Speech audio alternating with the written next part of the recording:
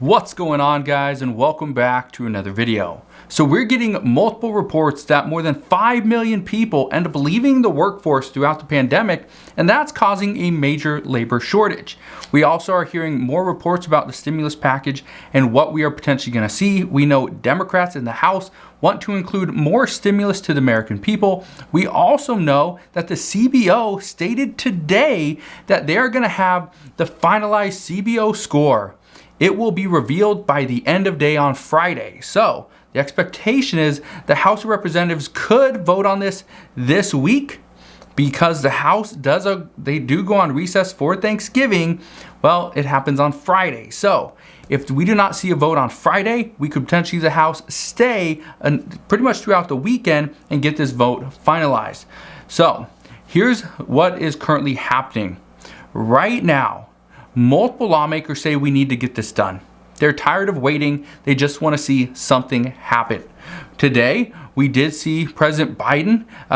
He did sign the $1.2 trillion bipartisan bill. There was many people from the House of Representatives there, pretty much most of the Democratic senators, right? We saw a lot of people there, okay, over at the White House. So that was good, got that done, it's out of the way. Let's move on to the next thing. Well, here's what I can tell you. According to Goldman Sachs, they're reporting that the labor shortage is going to last longer than expected. 5 million people left the workforce throughout the pandemic. Over the past 20 months, 5 million people left. The majority of them left in the beginning. But keep in mind that this is 5 million people that do not intend to come back. They don't intend to come back to the workforce. This number, however, does not include those that are actually unemployed, which means there's more people right now that are not working than just 5 million people. That's insane. Well, let's break those numbers down. According to their reports, 3.4 million people were over the age of 55. Okay? Let's let that digest for a second. 3.4 million people that left the workforce were over the age of 55. Here's what else we know. About 2.5 million of them actually decided to retire. I think it was like 1.5 million retired early and 1 million retired on time. So this, according to multiple reports, the likelihood of these 5 million people coming back to work is extremely small. It's minuscule. So they do not expect these people to come back, which means our labor shortage issue is going to happen, and we're going to see this continue on for many months. Some are expecting all of 2022 we will have additional labor shortages. Now, here's something else I want to bring to your attention. Multiple reports have indicated that due to the rise of stocks and cryptocurrencies, many people have decided to retire, to leave the workforce or work part-time. Here's what I can tell you. Okay, some of the most common holdings amongst retirees, okay, we have a list of like 4. Okay, and I want to break these down because this is going to be very telling of where people's net worth pretty much went. Here's what we know, and these are not in any order, and these are just some of the holdings that are in the majority of Americans' portfolios. But we know Tesla. Tesla is one of the most commonly held stocks, pretty much companies in people's portfolios. One thing I can tell you is that and this is roughly, I think, March 20th, right around there, usually that week. Around March 20th, Tesla was trading at $85. Okay? This is March 20th, 2020. Okay? Just keep in mind, keep this in mind, okay? That was right pretty much the week after we got this whole pandemic news, let's shut it down, right? That was that week. So a lot of these companies were very low at that time. If you would have bought in, you would have made out with an insane amount of money. Okay? Tesla trading about $85. This was pre-split as well. Okay? So $85 is what it would have been now. Okay? So not before the split. Now it's trading at $1,000, actually a little over $1,000. Okay? Microsoft, about $137. They're now trading at $335. Costco, $290. They're now trading at about $518. That's as of today. And the main cryptocurrency that people held was Bitcoin. Now, not everybody had a full Bitcoin, but they had some Bitcoin. Well, Bitcoin on March 20th 2020, was trading at $5,800. It's currently trading about $64,000, okay, as of making this video. Also, Ethereum is now trading over $4,000. Okay, it's like $4,500 or something last I checked. So right now, yes, there's a lot of people that are saying we need to keep investing. But also, this was one of the reasons why many people decided to leave the workforce. But let me ask you this. Have you decided to sell some of your stocks or cryptocurrencies to either, let's say, buy a car, buy a home, or retire? Have you decided to do any of those three things? Let me know down in the comment section below. Now, let's talk about the Federal Reserve, okay? According to the Federal Reserve and Treasury Secretary Janet Yellen, they believe that inflation is going to get worse before it gets better. Treasury Secretary Janet Yellen says that we should see inflation stabilize before next November. That is a year away. Well, so that means if we see inflation stabilize, plateau, that means they don't expect it to actually drop and we see deflation until sometime next year, possibly the end of next year. That's not great. This could actually hurt the upcoming stimulus package or upcoming human infrastructure bill. We also heard from the Transportation Secretary, Pete Buttigieg, and he has said that ports are so congested that many CFOs of major companies are actually saying that these delays have caused them to raise their prices by roughly 5%, which is also leading to additional inflation. That sucks. Well, Pete Buttigieg, he actually went on to say, and I quote, "We are definitely seeing some immediate impacts of the immediate steps that we have taken. But the honest answer I can give you, as long as the pandemic continues, there will be disruptions." This is what we know. This is what many experts have said, is we have to get out of this pandemic. But when you look at what is being passed, does any of that get us out of the pandemic? No. Creating roads and bridges does not get us out of the pandemic. However, the bipartisan infrastructure bill, it does provide money for ports, which ports would actually ease congestion. Well, here's the problem. We have to ease congestion first before we can expand ports, before we can make the process easier and quicker, more efficient.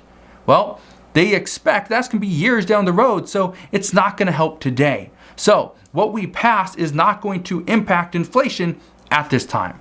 Maybe in 2 to 3 years, but not today. Also, moderates say that we do not need to see the $1.2 trillion bill pass and not see that infrastructure bill, the human infrastructure bill pass. They say we need both of those. Progressives say that we need them as well. Moderates, however, do want to see that the bill is fully funded. So that's going to cause a little bit of an issue. One thing I can tell you right now is when we talk about inflation, the bipartisan bill and the human infrastructure bill, they all go hand in hand. And right now, trying to figure out the best way forward is what's causing a lot of people many issues. According to the reports today, we did hear from the CBO, and they say that the full CBO score will be released by the end of day on Friday. That is November 19th. The House, they are supposed to go on recess on the 19th as well. So, according to multiple reports just this afternoon, they are saying that the House could potentially hold a vote before they go on recess, and the vote could happen as soon as Friday evening. They also say that if they do not get an agreement done by Friday, they could hold the House over and not actually adjourn the House, which would mean that even though the vote could happen on Saturday, it's still technically on Friday because they didn't adjourn. So a little bit of a trickery there in the House of Representatives. Nancy Pelosi has done that multiple times before, so I know she's not opposed to doing it again. Good news is we could see this pass and head over to the Senate. The problem is they're going to be on recess, right? So we're going to see what happens there. But as of right now, it's again, delay after delay after delay. Also, House Democrats say that before they pass this bill, before they vote on this bill, they want to ensure that there's more Americans that are taken care of. This includes people without children. And I get it. I understand completely where people are coming from. Why are families with children the ones that are getting all the benefits? Child tax credit payments, right? $250 per month, $300 per month, depending on the ages of the child. We're seeing the child care tax credits, $4,000 per child up to two children, $8,000 that you would get back at the end of the year for child care. That's huge. We're going to see free, pre-K for children that are 3 and 4 years old. That's going to be big as well. Childcare also, you cannot pay more than 7% of your yearly income. That's going to be huge, especially for low-income families that are paying, let's say, $50 or $100 a day. That's huge. When you are paying almost more for your childcare than you are making at work, that's a big, big issue. And so that's where some people are saying we need to get this bill passed, and it needs to pass immediately. So moderates say that is one thing that they want to provide more to Americans that do not have children. They want to provide to people that are on Social Security and living on a fixed income. They're tired of seeing people that are on a fixed income cannot afford to live, buy essentials, pay for medications, keep a roof over their head, put food on the table, all because their income has stayed the same, but due to inflation, all the prices have increased, which means they are priced out of the market. And these are on things like, let's say antidepressant medication, right? Something for anxiety, something for just anything, right? Any type of medication. And food. They're priced out. How can you be priced out of the market on milk? How can you be priced out of the market on something like bread, right? Meats. I've heard from many of you saying that you cannot afford meat. You cannot afford ground beef. You cannot afford hot dogs. Hot dogs have gone up in price. You cannot afford them. How can you be priced out of the market on hot dogs, right? I'm not saying it's you. I'm saying that is coming from our federal government. That's coming from inflation. But the problem is your income has stayed the same, which is causing you to not afford the things that you used to be able to afford. That's a huge issue. And right now we need somebody to do something about it. We need to provide more for our people on Social Security, for our veterans. And again, it's tough to see that our veterans every single day, every week, they're down at the food bank trying to get more food, because we do not provide enough for them. It's a big issue, especially when we just got done celebrating Veterans Day, and I told you guys last week that it's very hard to see this, but that's currently what we're going through. We also know those that are being threatened with evictions. Democrats want to provide more for them too. We did see that multiple Democrats in the House were wanting to see that we could pretty much extend the eviction moratorium and make it go on for, I think, an additional 2 to 3 months. But the expectation right now is let's just provide more affordable housing. But again, something like affordable housing takes a while. Could we put more money into something like rental assistance? Yes. But we have to fix that issue, because right now in that provision, in that piece of legislation, it's very difficult to get the money out.